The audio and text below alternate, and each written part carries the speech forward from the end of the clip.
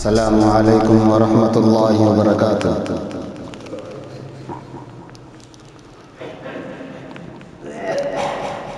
الحمد للہ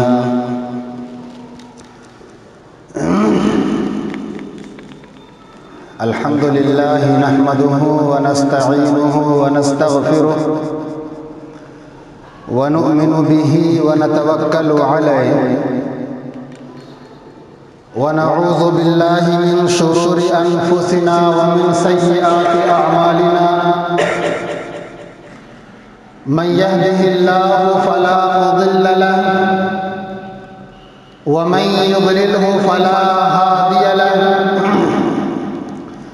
ونشهد أن لا إله إلا الله وحده لا شريك له ونشهد أن سيدنا وسندنا ونبينا ومولانا محمدا عبده ورسوله أما بعد أعوذ بالله من الشيطان الرجيم بسم الله الرحمن الرحيم يا أيها النبي قل لأزواجك وبناتك ونساء المؤمنين يدنين عليهن من جلابيبهن صدق الله مولانا العظيم وصدق رسوله النبي الكريم۔ محترم سامعین کرام، کچھ لوگ اندر آ جائیں، اندر جگہ خالی ہے۔ مسجد کی دائیں طرف جگہ خالی ہے، اندر آ جائیں۔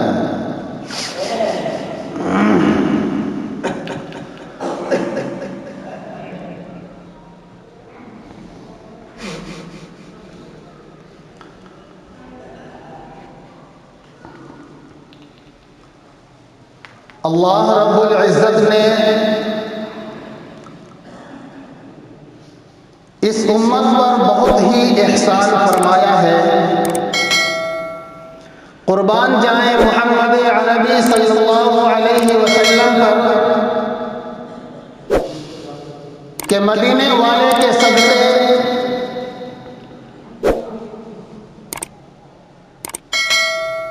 ہم جیسے غلاموں کو، ہم جیسے گنہگاروں کو بے شمار تحفہ اللہ کی جانب سے ملا۔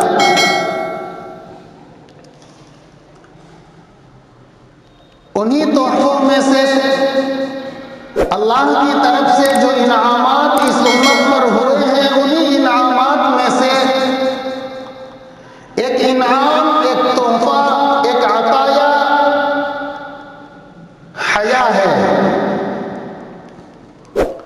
قرآن کریم کی جو آیت میں نے آپ کے سامنے رکھی ہے،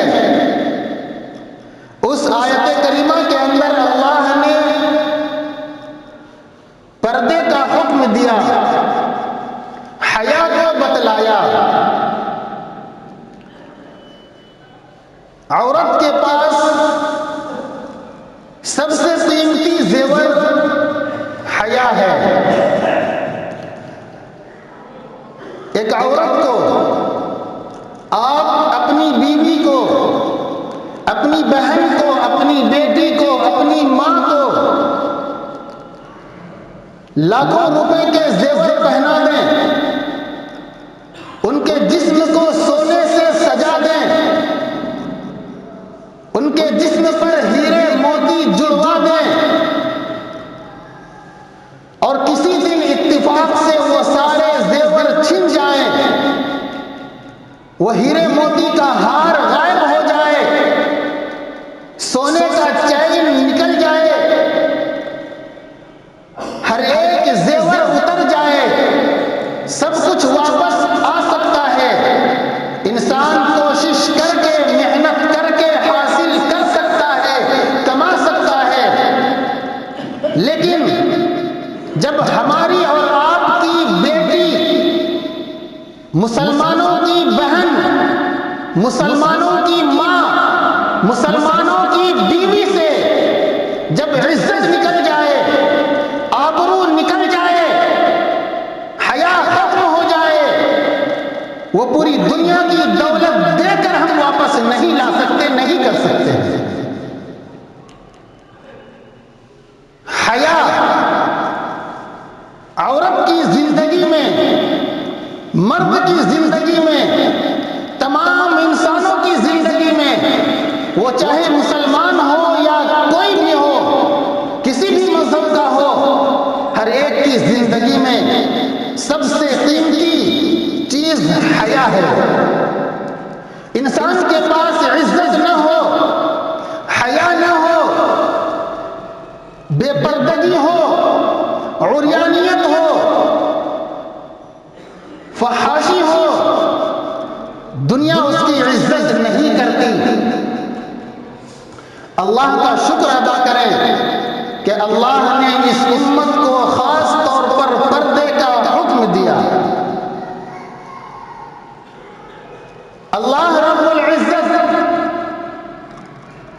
میں نے اس سے پہلے بھی حیا کے اوپر، پردے کے اوپر بات کی تھی۔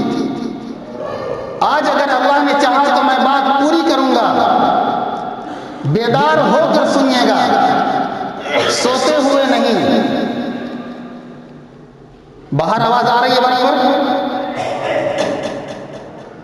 بالکل ہوش میں رہ کر سنیے، ایک ایک لفظ میں سوچ سمجھ کر بول رہا ہوں۔ اللہ رب العزت نے حیا کی دولت سے ہماری ماں کو، ہماری بہن کو، ہماری بیٹی کو، ہماری بیوی کو مالا مال فرمایا۔ اللہ رب العزت نے ہم سب کو پیدا کیا۔ تمام انسانوں کا جسم اللہ کے نزدیک کپڑے کے ساتھ ہو یا بغیر کپڑے کو ہو، بالکل برابر ہے۔ ہمارے جسم پر کپڑا ہو یا نہ ہو، اللہ کی نظروں سے ہمارا جسم چھپا ہوا نہیں ہے۔ پھر بھی اللہ نے ہمیں کپڑا پہننے کا حکم دیا۔ ایسا نہیں ہے کہ جب ہم کپڑا پہن لیتے ہیں تو اللہ کو ہمارا جسم نہیں دکھائی دیتا، ہمارا جسم دکھائی دیتا ہے۔ اس کے باوجود بات کو سمجھ کر چلیے، اللہ رب العزت نے عبادت کے موقع پر ہمیں کپڑا پہننے کا حکم دیا۔ اللہ رب العزت نے نماز کے موقع پر ہمیں کپڑا پہننے کا حکم دیا۔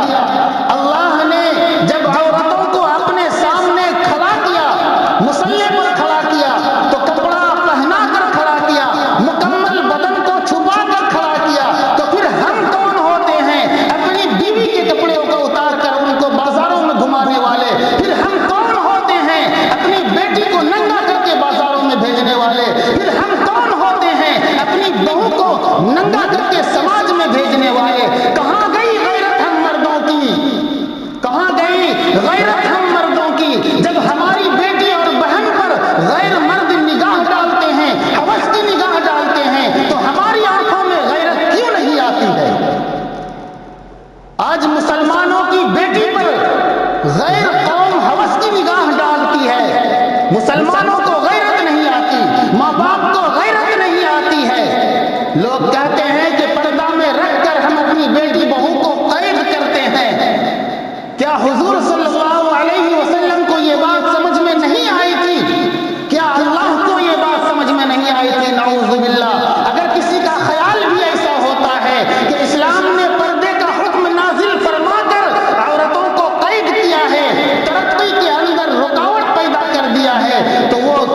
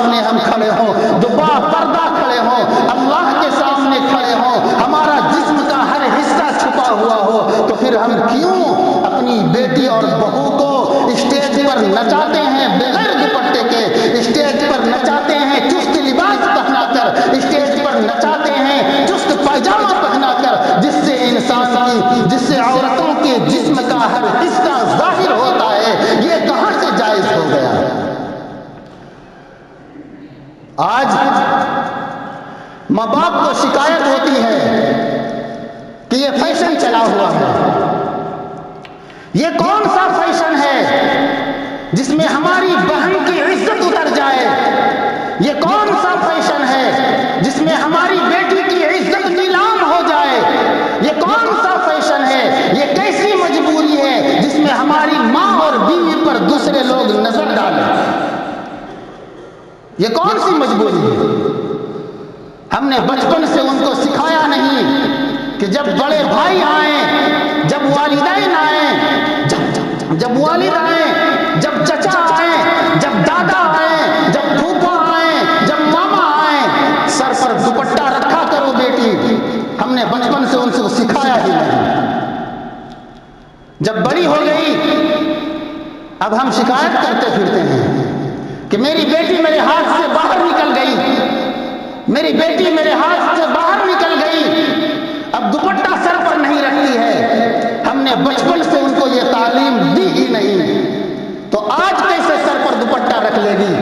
آج کیسے گلے میں اوڑھنی ڈال لے گی؟ آج کیسے اپنے جسم کو چھپائے گی؟ علماء کرام نے لکھا ہے کہ جو عورتیں ایسا لباس پہنتی ہیں جس سے جسم کے اعضاء ظاہر ہوتے ہوں، ایسا لباس پہنتی ہے جس سے جسم کے اعضاء ظاہر ہوتے ہوں، بازو پتہ چلتا ہو کہ کتنا موٹا ہے، کمر پتہ چلتا ہو، پیروں کی بناوٹ کا اندازہ ہو جاتا ہو، ایسا لباس پہننے والی عورتیں ننگی ہے، ننگی ہے، ننگی ہے. یہ میں نہیں کہہ رہا ہوں، مدینے والا کہہ رہا ہے. حدیث اٹھا کر دیکھو، ہن نساء کاسیات عاریات مائلات ممیلات. پوچھ لو جا کے عالموں سے یہ حضور کا فرمان ہے یا نہیں ہے؟ حضور نے ایسی عورتوں کو ننگی کہا ہے یا نہیں کہا ہے؟ ایسی عورتیں اگر نماز بھی پڑھتی ہیں ایسا لباس پہن کر، اس کی نماز قابل قبول ہونا تو دور کی بات ہے، ذمے سے اترتی بھی نہیں ہے، ادا بھی نہیں ہوتی ہے. قبول ہونا تو دور کی بات ہے، ادا بھی نہیں ہوتی ہے. ایک اور فیشن چلا ہوا ہے ہمارے گھروں کے اندر، ہمارے سماج کے اندر. گھر کی عورتیں ساڑی پہنتی ہیں، بلوز پہنتی ہیں. کوئی غلط لفظ میں استعمال نہیں کر رہا ہوں، کسی کو برا ماننے کی ضرورت نہیں ہے، میں آپ سب کو نہیں کہہ رہا ہوں. کچھ لوگ ایسے ہیں، اگر سب کو کہوں گا تو آپ کا دل ٹوٹ جائے گا. آپ لوگ بڑے اچھے لوگ ہیں. کچھ لوگ ایسے ہیں جن کے گھروں کی عورتیں ایسا لباس پہنتی ہے کہ ان کا آدھا جسم کھلا ہوا ہوتا ہے. مہمان آ جائے تب بھی ان کا جسم کھلا ہوا ہوتا ہے، کوئی داماد آ جائے تب بھی ان کا جسم کھلا ہوا ہوتا ہے، کوئی اجنبی مرد گھر کے چوکھٹ پر آ جائے تب بھی ان کا جسم کھلا ہوا ہوتا ہے. یہ کہاں سے جائز ہو گیا؟ عورتوں کے لیے تو صرف ان کا چہرہ کھلا ہوا ہونا چاہیے، ان کے دونوں ہتھیلی کھلے ہوئے ہونے چاہیے، اور پیر ٹخنوں سے نیچے پورا جسم سطر کے اندر آتا ہے. اور سطر کہا ہی جاتا ہے ایسی چیز کو جس کو چھپایا جائے. پھر ہم دکھلا کیسے رہے ہیں؟ اگر وہ عورتیں نادان ہیں، مسائل نہیں جانتی ہیں، تو ہم مردوں کی نظروں کو کیا ہو گیا؟ ہم مردوں کی نظروں سے حیا کیوں ختم ہو گیا؟ حیا کیوں نہیں آتی ہماری نظروں کو؟ ہمارا دل کیوں نہیں کانپ اٹھتا جب بازار میں چلتے ہوئے غیر مرد ہماری ماں، بیٹی، بہن اور بہو کے کمر پر نظر ڈالتا ہے؟ ہمارا جسم کیوں نہیں تھرا جاتا ہے اسی وقت؟ ہمارا جسم کیوں نہیں کانپتا ہے جب ہماری بہو پر، ہماری بیٹی پر، ہماری بہنوں پر غیر مرد کی نظر پڑتی ہے اور وہ للچائی ہوئی نگاہ سے دیکھتا ہے؟ کہاں جاتی ہے اس وقت ہماری غیرت؟ کہاں جاتی ہے اس وقت ہماری حیا؟ علماء نے لکھا ہے، بزرگوں نے لکھا ہے کہ سب سے پہلے حیا ختم ہوتی ہے مردوں کی آنکھوں سے، تب جا کر عورتیں ننگی ہوتی ہیں.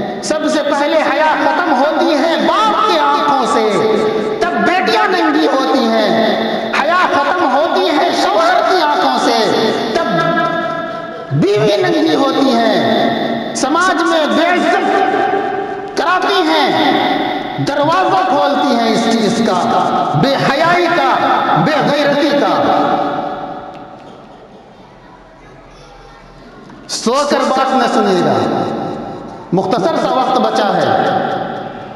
میرے بھائی، ہمارا سماج بہت ہی گندا ہو رہا ہے۔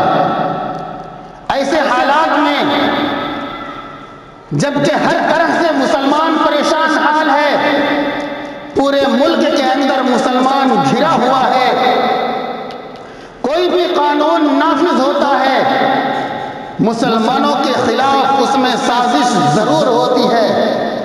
کوئی سیاسی بات نہیں کہہ رہا ہوں، کوئی بھی حکم نافذ ہوتا ہے قرآن کے احکام کے خلاف اس میں سازش ضرور ہوتی ہے۔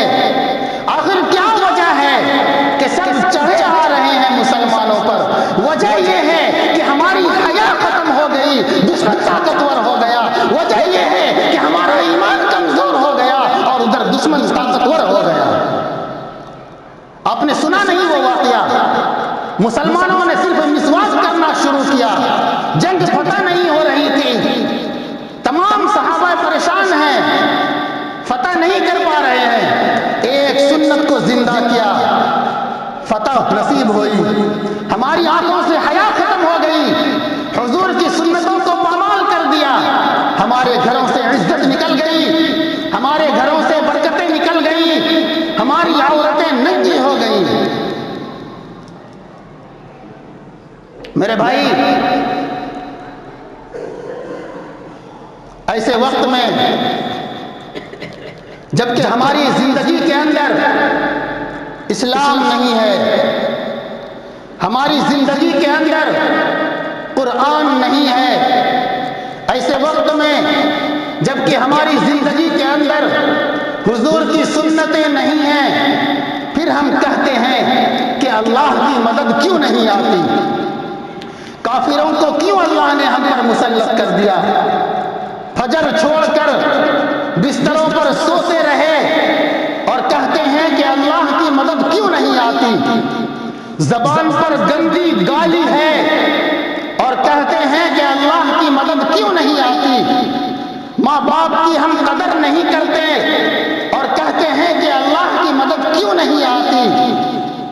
دن بھر اللہ کی نعمتوں کو استعمال کر کے رات میں جب بستروں پر سوتے ہیں، گانے سنتے ہوئے سوتے ہیں، گندی فلمیں دیکھتے ہوئے سوتے ہیں، صبح اٹھتے ہیں کہتے ہیں کہ اللہ کی مدد کیوں نہیں آتی؟ اللہ تمہارا نوکر ہے جو تمہاری مدد کرے گا، اللہ مالک ہے، وہ کسی کا محتاج نہیں ہے، ہم اس کے محتاج ہیں، پہلے ہمیں اس کا ہونا پڑے گا، پھر وہ خود ہمارا ہو جائے گا۔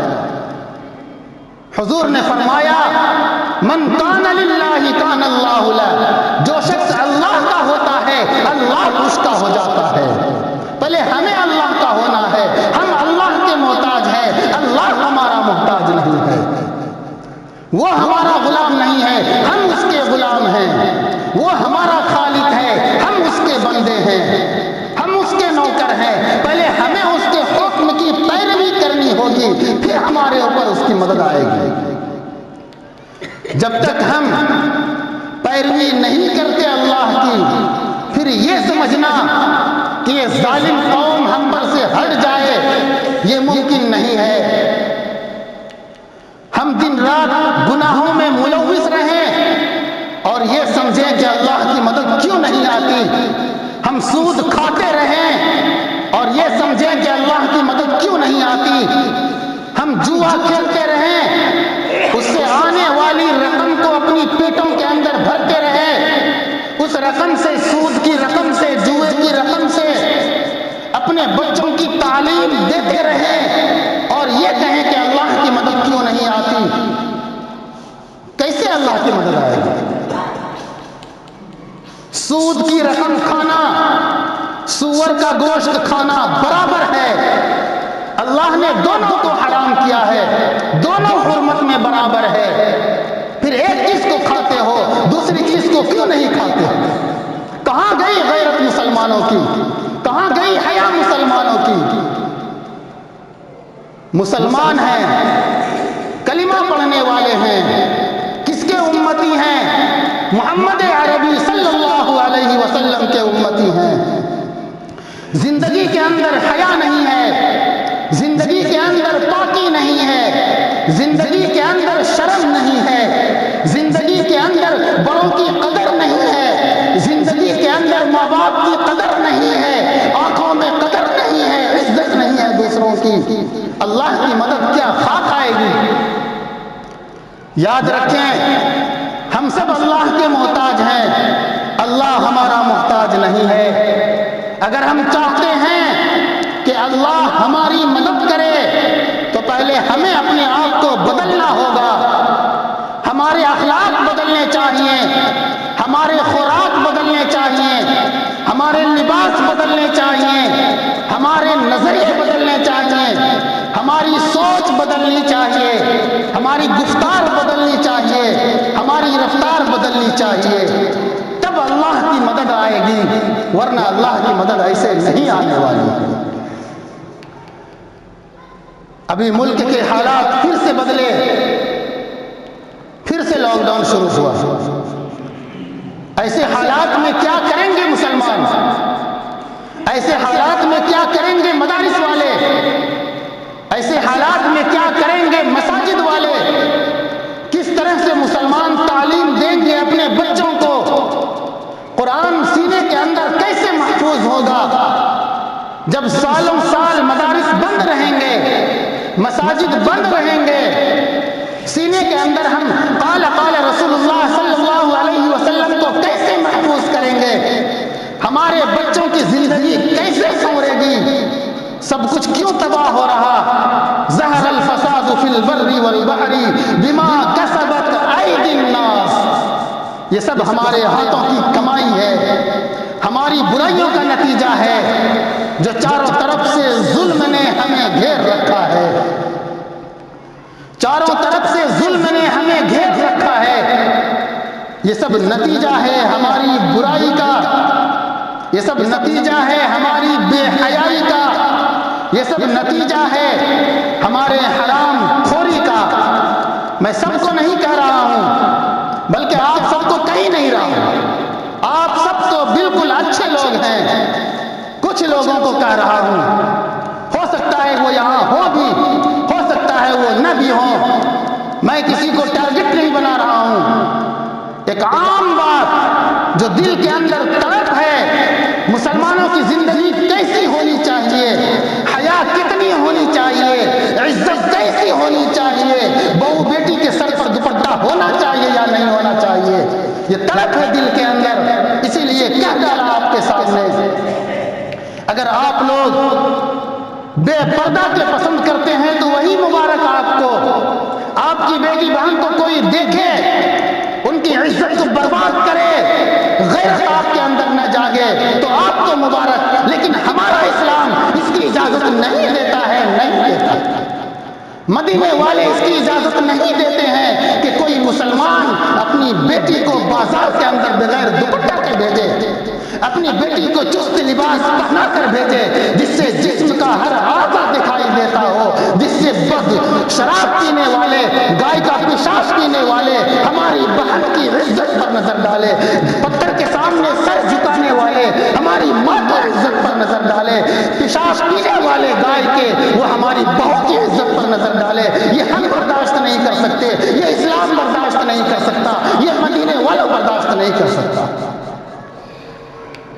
اگر آپ لوگ برداشت کرتے ہیں تو سمجھ لو کہ غیرت ختم ہو چکی ہے، ایمان کمزور ہو چکا ہے، ایمان غارت ہو چکا ہے۔ میرے بھائی، اپنے آپ کو بدلنے کی ضرورت ہے۔ جب ہم کسی مصیبت میں گرفتار ہوتے ہیں وہ سب ہماری بداعمالیوں کا نتیجہ ہوتا ہے۔ جب بھی ہم مصیبت میں گرتے ہیں، یہ آج سے بات نہیں بتائی گئی، 1400 سال پہلے ہمیں بتا دیا گیا کہ جب بھی تمہارے اوپر کوئی مصیبت آئے گی وہ تمہارے ہی عمل کا نتیجہ ہوگا، وہ تمہارے ہی عمل کا نتیجہ ہوگا۔ عمل کو درست کرو، زندگی کی اصلاح کرو، عزت کی پرواہ کرو، اپنے لباس کو پاکیزہ بناؤ، اپنے خوراک کو پاکیزہ بناؤ، اللہ قدم قدم پر تمہارے ساتھ ہوگا۔ حضور صلی اللہ علیہ وسلم کو دشمنوں نے گھر کے اندر گھیر رکھا، سب کے ہاتھوں میں ننگی تلوار ہے۔ اللہ کا حکم ہوا محمد روم سے باہر نکلو، کمرے سے باہر نکلو۔ اللہ کے رسول نے کہا یا اللہ باہر تو دشمن کی فوج کھڑی ہے، سب کے ہاتھوں میں ننگی تلوار ہے، میں کیسے نکلوں باہر؟ اللہ نے کہا قرآن کی آیت پڑھتے جاؤ اور ایک مٹھی مٹی لے کر ان کے اوپر پھینک دو، باہر سلامتی کے ساتھ نکل جاؤ۔ قرآن زندگی میں لایا، اللہ کے حکم کے پابند رہے، اللہ کے بتائے ہوئے راستے پر چلے، حضور نے منمانی نہیں کی۔ صاحب دشمنان اسلام کے بیچ سے وہ سب تلوار لے کر کھڑے ہیں، درمیان سے نکل گئے۔ حدیث میں آتا ہے کہ حضور دوڑ کر نہیں نکلے، چھپ چھپا کر نہیں نکلے، بالکل شان سے گن گن کر قدم رکھ رہے تھے اور یاسین شریف کی تلاوت کرتے ہوئے دشمنوں کی فوج سے آگے نکل گئے۔ دشمن کو پتہ تک نہیں چلا، اللہ کی مدد شامل حال ہوئی۔ کیوں؟ کیونکہ زندگی کے اندر اللہ کے احکام تھے، اللہ کے حکم کے پابند تھے، بچپن سے سچے تھے، امانت دار تھے۔ حضور صلی اللہ علیہ وسلم قربان جائیے، ایسے نبی کا امتی ہم کو بنایا اللہ نے، ہم اس لائق نہیں تھے، نہیں تھے، نہیں تھے۔ انہوں نے 63 سال کے اندر ایک جھوٹ نہیں بولا، 63 سال کے اندر کسی بھی لڑکی پر غلط نگاہ نہیں ڈالا، بچپن ہو، جوانی ہو، بڑھاپا ہو، نبوت سے پہلے کی بات ہو، نبوت سے کے بعد کی بات ہو، کبھی بھی کسی کو غلط نگاہ سے نہیں دیکھا۔ وہ تھے ہمارے نبی، ہم اس کے امتی ہیں۔ اپنے جسم کے اندر حرام لقمہ نہیں ڈالا، پیٹ پر پتھر باندھ کر رہے، بھوکے رہے، پیٹ اور پیٹھ دونوں مل گئی، آنکھوں میں آنسو ہے، لیکن اللہ کی ناشکری نہیں کی۔ آج مسلمانوں کی حالت ہے، بینک بھرا ہوا ہے، غیر مسلم اس سے فائدہ اٹھا رہا ہے، اس سے کاروبار کر رہا ہے، تب بھی مسلمان کہتا ہے کہ ہمارے پاس کچھ ہے ہی نہیں۔ سود کی رقم، جوئے کی رقم، حرام رقم اپنے پیٹ کے اندر بھرنے کی نحوست یہ ہوتی ہے کہ 40 دن تک اللہ کوئی عبادت قبول نہیں کرتا ہے۔ ہماری پوری زندگی کی خوراک ہی ناپاک ہے، ہماری دعا کیسے قبول ہوگی؟ ہماری عبادت کیسے قبول ہوگی؟ ہماری نمازیں کیسے قبول ہوں گی؟